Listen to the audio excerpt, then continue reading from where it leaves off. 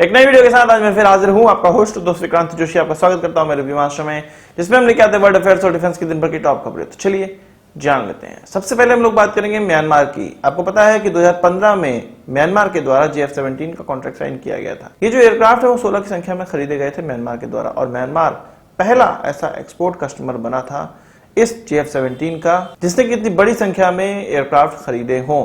पर अब ये सब अंडरग्राउंड हो गए हैं। किसी भी एयरक्राफ्ट के लिए उसके स्पेयर पार्ट बहुत ज्यादा इंपॉर्टेंट होते हैं। इन एयरक्राफ्टों के लिए स्पेयर पार्ट की कमी पड़ गई है। तभी तो पिछले महीने पाकिस्तान के द्वारा एक कार्गो प्लेन भरकर इनके लिए स्पेयर पार्ट पहुंचाए गए। पर फिर भी ये खबर आ रही है कि JF-17 को इस्तेमाल म्यांमार की एयरफोर्स नहीं कर पा रही। वो क्यों नहीं कर पा रही है?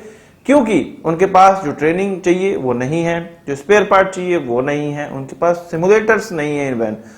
इसके लिए पाकिस्तान के द्वारा अब कहा जा रहा है कि 15 सदस्यीय एक टीम भेजी जाएगी म्यांमार, जो कि टेक्निकल एक्सपर्ट की टीम होगी। वो इन एयरक्राफ्टों को जाकर देखेगी। जो एयरक्राफ्ट उड़ने के काबिल नहीं है उनको रिपेयर किया जाएगा और तब उड़ने के काबिल बनाया जाएगा। ये कहा जा रहा है कि बहुत सी संख्या में ऐसे एयरक्राफ्ट हैं जो कि रिपेयरेबल भी नहीं है, उनमें बहुत ज्यादा समय लगने वाला है। इसी 15 सदस्यीय टीम के द्वारा म्यांमार में इस एयरक्राफ्ट को उड़ाना सीखने के लिए सिमुलेटर भी लगाया जाएगा। अब आप समझिए, कोई ऐसा देश जो कि एयरक्राफ्ट इस्तेमाल कर रहा हो, कोई भी ऐसा एयरफोर्स जो एयरक्राफ्ट इस्तेमाल कर रहा हो, कोई भी उसको सिखाने के लिए उनके पास सिमुलेटर तक नहीं है, तो इस एयरक्राफ्ट की और उसके पूरे इकोसिस्टम और उसके ट्रेनिंग का क्या स्थिति होगी, उस देश की क्या स्थिति होगी, आप समझ सकते हैं। तो ये बेसिक चीजें भी वहां पर उपलब्ध नहीं है, क्योंकि चीनी माल है तो ऐसा तो होना ही। तो इस टीम के द्वारा वहां सिमुलेटर लगाया जाएगा।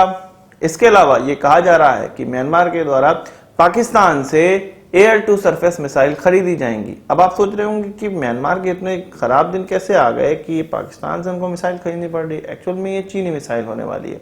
चीन पर प्रतिबंध लगे हुए हैं, इस प्रकार के एक्सपोर्ट वो म्यांमार को नहीं कर सकता है, इसलिए वो पाकिस्तान का सहारा ले रहा है। पाकिस्तान में ऐसे बहुत से चीनी इक्विपमेंट बनते हैं जिनका कि विश्व में निर्यात होता है।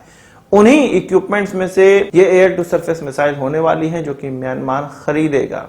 एक्चुअल में चीन ने पाकिस्तान में जो मैन्युफैक्चरिंग है अपने इक्विपमेंट्स की, वो इसीलिए स्टार्ट करी हुई है कि बहुत से देशों में चीन को बैन किया गया है, एम्बार्गो लगाया जाता है, प्रतिबंध लगाया जाता है।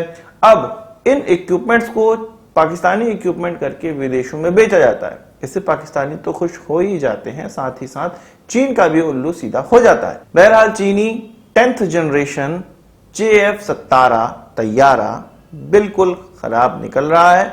उसके जितने भी कस्टमर हैं उससे परेशान ही हैं। बात चीन की ही चली है तो चीन के एक नए नेवल बेस की बात कर लेते हैं।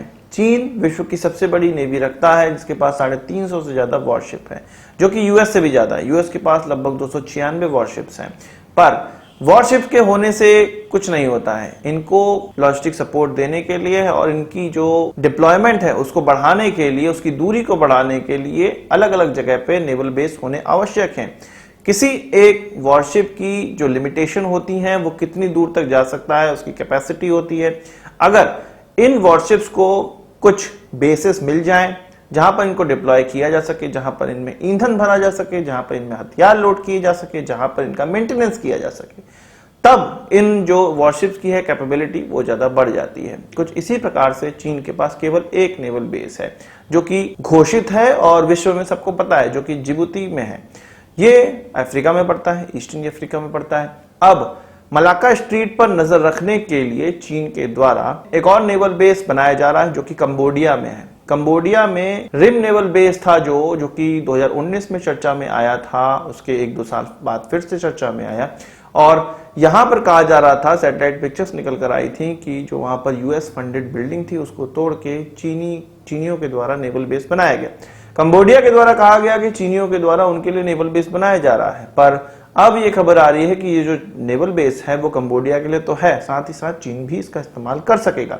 कंबोडिया ने हालांकि इसको डिनाई किया है और कहा है इस तरह की कोई भी चीज नहीं है, कोई भी सीक्रेट नहीं है, इस नेवल बेस का कोई भी देश इस्तेमाल कर सकता है। ये ऐसा नहीं है कि चीन के लिए सीक्रेटली इसको बनाया गया है। ये उन्होंने कहा है कि उनके देश के कॉन्स्टिट्यूशन के बिल्कुल खिलाफ है कि किसी भी देश को अपने वहां बेस बनाने का मौका दिया जाए। तो ऐसा कहते तो बहुत से लोग हैं, पैसे देके कुछ भी हो सकता है। अब बात कर लेते हैं इंडियन एयरफोर्स की, जो कि एम्ब्रेयर के साथ बातचीत में है। एम्ब्रेयर के द्वारा यह कहा गया है कि इंडियन एयरफोर्स के लिए वो एक एयरक्राफ्ट सामने रखे हैं जिसके लिए बात चल रही है, जो कि एक रिफ्यूलर एयरक्राफ्ट है। C390 इसका नाम है, इसको मिलेनियम के नाम से जाना जाता है। कहा जाता है कि भारत के द्वारा जो C130 इस्तेमाल किया जाता है उसी के बराबर का ये एयरक्राफ्ट है अगर पेलोड कैपेसिटी में हम लोग बात करें तो, पर उससे ज्यादा फ्यूल एफिशिएंट है। इसको रिफ्यूलर की तरह भारत को प्रोजेक्ट किया जा रहा है। साथ ही साथ हम लोग जानते हैं कि रिफ्यूलर के लिए एचएयर का एक इनिशिएटिव निकल कर आया है, जो कि इंडियन एयरफोर्स के द्वारा उनको कॉन्ट्रैक्ट दिया गया है कि बोइंग के 767 को वो रिफ्यूलर एयरक्राफ्ट में चेंज करेंगे, पर उसमें समय लगने वाला है और भारत को और ज्यादा रिफ्यूलर एयरक्राफ्ट की आवश्यकता है, वो 6 से कुछ नहीं होने वाला है। इसीलिए कहा जा रहा है कि एम्ब्रेयर के द्वारा ये प्रोजेक्ट भारत को किया जा रहा है और इंडियन एयरफोर्स के लिए सीरियस है, सीरियसली इसके लिए बात हो रही है एम्ब्रेयर से। एम्ब्रेयर के सीईओ के द्वारा यह भी कहा गया है कि इस एयरक्राफ्ट में इंडियन सॉल्यूशंस भी लगाए जा सकते हैं और केवल इंडिया के लिए ही नहीं, अगर वो विदेशों के लिए भी काम आने वाले होंगे तो किसी थर्ड देश को इस एयरक्राफ्ट को जब बेचा जाएगा तो वो सॉल्यूशंस लगाकर दिए जाएंगे। अब बात कर लेते हैं रशिया और यूक्रेन के युद्ध की। आपको पता है कि यूरोपियन देशों ने रशिया के जितने भी पेट्रोकेमिकल्स हैं या तेल है उसका बाइकआउट स्टार्ट कर दिया है। इससे भारत को बहुत ज्यादा फायदा हुआ है। इस रशिया यूक्रेन युद्ध से भारत में जिस इंडस्ट्रीज को फायदा हो रहा है वो पेट्रोकेमिकल इंडस्ट्री है, इसके अलावा डिफेंस और इसके अलावा वॉरशिप के मेंटेनेंस, इन 3 इंडस्ट्री को काफी फायदा हो रहा है। अब यूरोपियन देश या यूरोपियन कंपनीज भारत की तरफ देख रही हैं, पेट्रोकेमिकल्स में तो देख ही रही हैं, साथ ही साथ अगर ऐसे डिफेंस इक्विपमेंट जो कि रशियन ओरिजिन के हैं भारत में उनका निर्माण हो सकता है तो यूरोपियन देश ये कह रहे हैं, यूरोपियन कंपनीज ये कह रही हैं कि ये कंपोनेंट भारत के द्वारा उनको प्रोवाइड किए जाए, बनाकर प्रोवाइड किए जाए, क्योंकि रशिया पे सैंक्शंस लगाए गए हैं, उनसे कोई भी खरीद नहीं की जा सकती है।